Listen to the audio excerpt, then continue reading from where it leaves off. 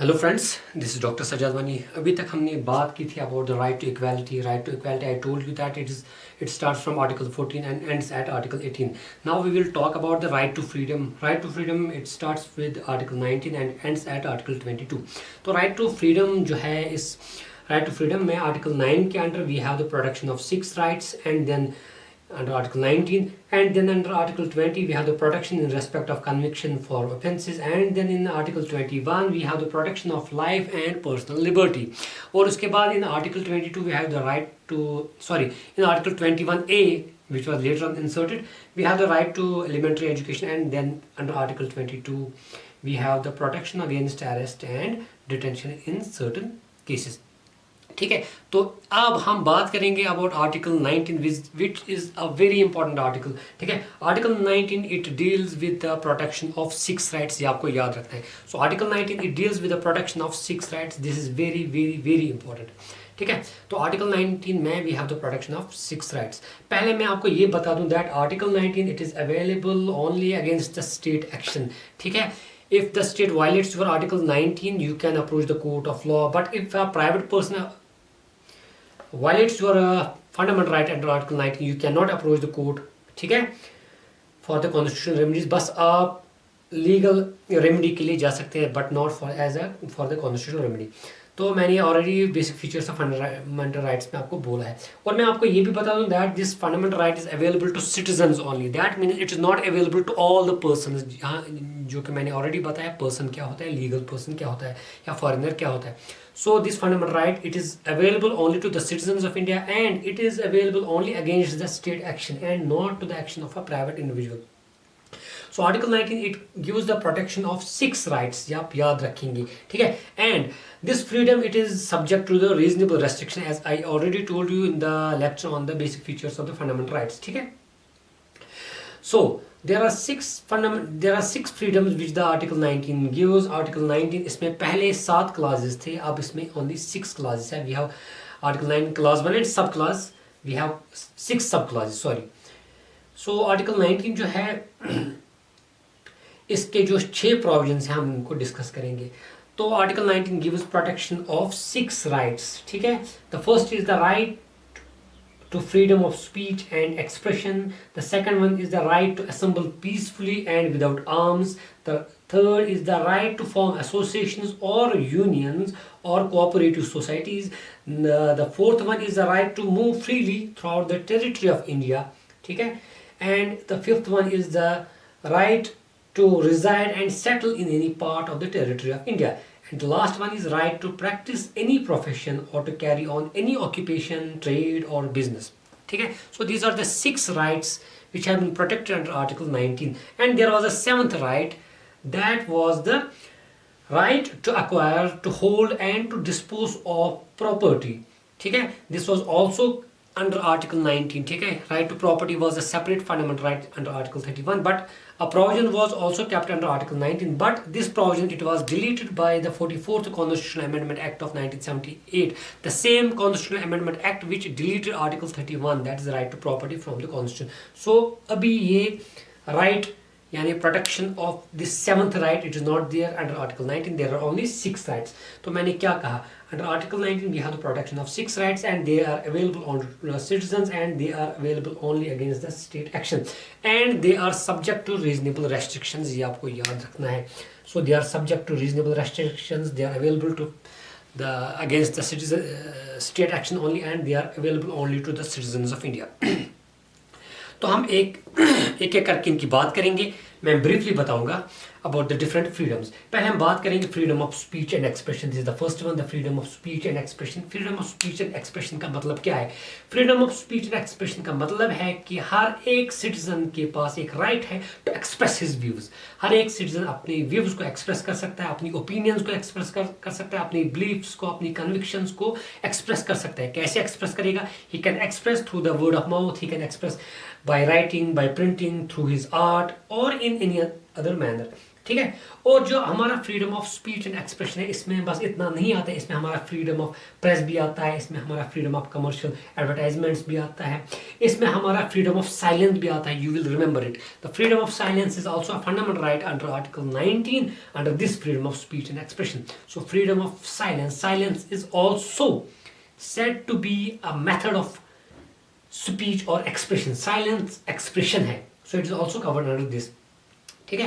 Or like other fundamental rights, it is also subject to reasonable restriction. Obviously, you cannot have the absolute freedom of speech and expression. It must be subject to reasonable restrictions, as the Constitution says.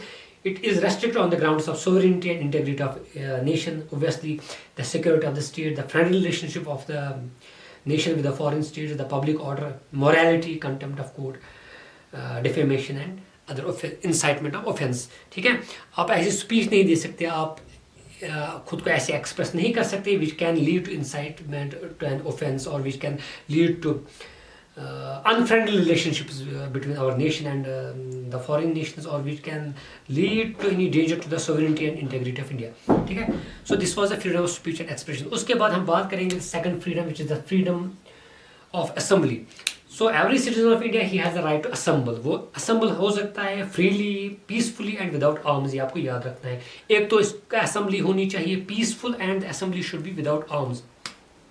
Assembly should be peaceful and without arms, ठीक है।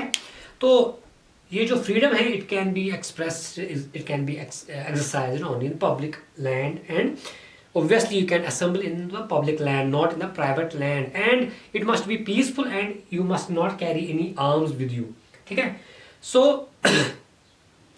जो violent assemblies होती हैं, which are disorderly, which can cause any disorder in the public order और public piece में disturbance ला सकते हैं, वो इस आर्टिकल में कवर नहीं होते हैं। And the state can impose reasonable restrictions on any peaceful और an assembly without arms, even on the grounds of sovereignty and integrity of the nation and on the grounds of public order, ठीक है।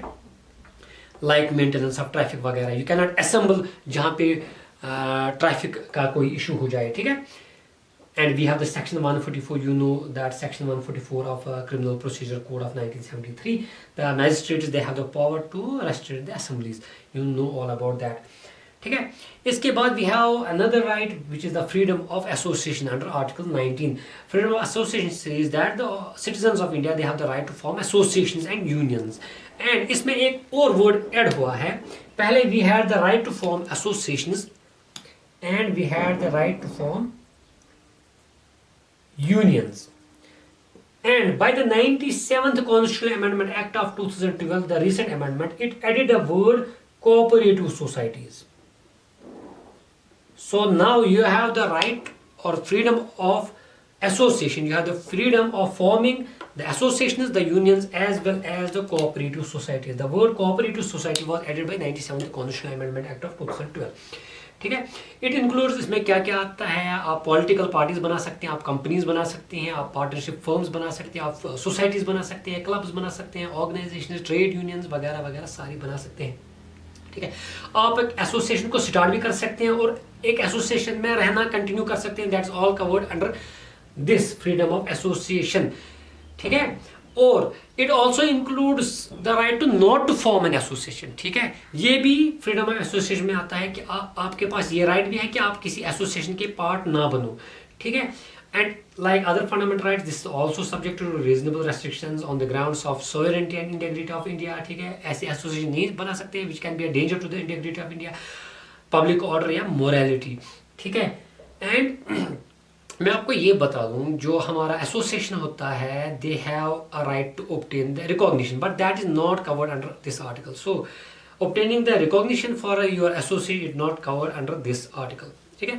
उसके बाद we have the freedom, the fourth one, this was the third one, and we have the fourth one, that is the freedom of movement. The freedom of movement means every citizen of India, he is free to move throughout the territory of India. Territory of India means वो India की एक state से दूसरे state में जा सकता है, एक स्टेट में एक एरिया से दूसरे एरिया में जा सकता है. ठीक है.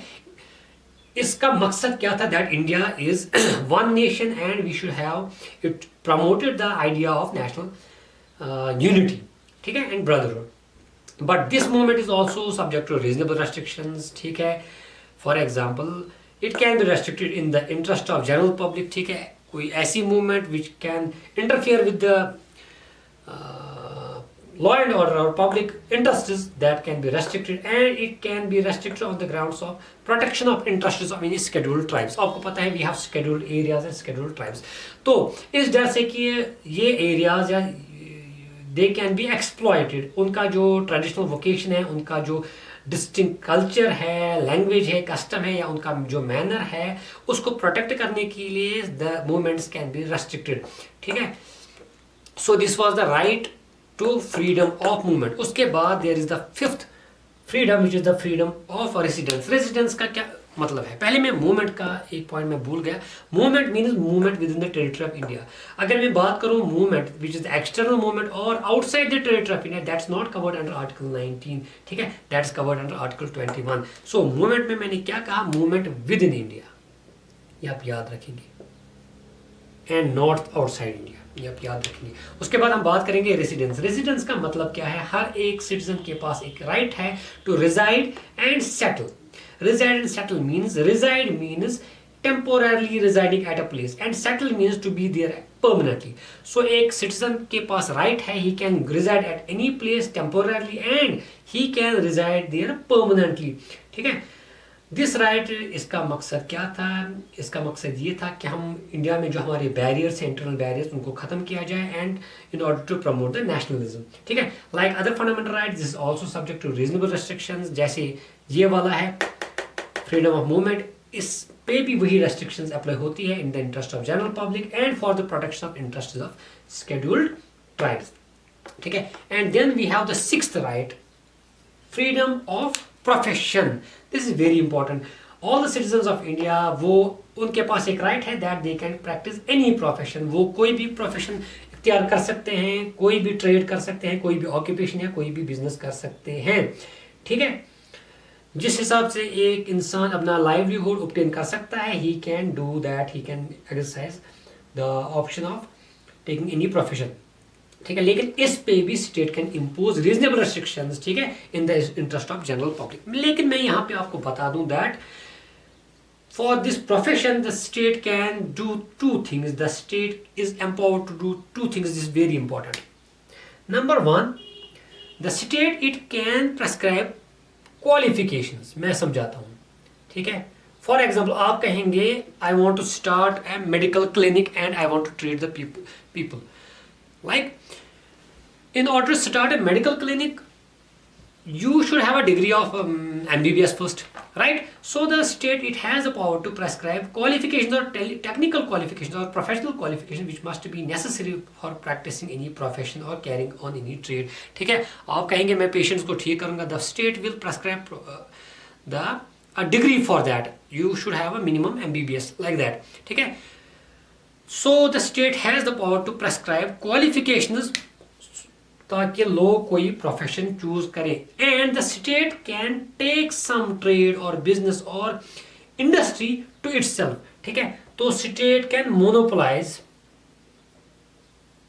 अ ट्रेड, अ बिजनेस, ठीक है, जिसको हम पब्लिक एंटरप्राइज कहते हैं। एक ऐसी कंपनी, एक ऐसी कॉरपोरेशन और ऐसी फर्म, ऐसी एजेंसी और ऐसा बिजनेस जो स्टेट के अंडर हो, जिसमें प्राइवेट लोगों का कोई दखल ना हो, that is known as the public industry, ठीक है। तो स्टेट, दैट इज लेजिस्लेचर और executive, that has the power to prescribe professional qualifications की एक सिटीजन सिर्फ एक प्रोफेशन तभी इख्तियार कर सकता है when he has certain minimum prescribed qualifications which may be technical और professional, and the state can carry on by itself certain trades और बिजनेसेस, ठीक है। तो स्टेट कंप्लीटली अपने खुद ही वो ट्रेड या बिजनेस वो कर सकता है, या स्टेट कंपटीशन में आ सकता है with the citizens. So let's take the examples of the railway industry. Railway industry, ये state is carrying it on its own, ठीक है। And we have certain other industries like we have the petroleum industries, ठीक है। So there are some industries which are run by the public and some which are run by the private institutions. So the state has the power, it can monopolize certain trades or it can run certain trades along with, not with the complete exclusion of the citizens. Okay? And this also, this right, it is also subject to a reasonable restriction in the interest of general public. ठीक है. And मैं आपको ये भी बता दूं, because state is giving you a right to carry on any trade, इसका मतलब ये नहीं that you are carrying on any dangerous trade like you are dealing with harmful drugs और एक्सप्लोजिव्स और इमोरल ट्रैफिकिंग. तो state can prohibit these things and state can regulate these things. ठीक है. So this is all about article 19 which gives 6 freedoms or protection of 6 rights of the citizens. ठीक है. If you have any queries, kindly mail me on sajadwani657@gmail. You can also comment on my video on YouTube. You can comment there, and you should also subscribe my channel and share it to maximum students so that maximum people can get benefited. Thank you so much for watching this video. Have a nice day. Stay home and stay safe.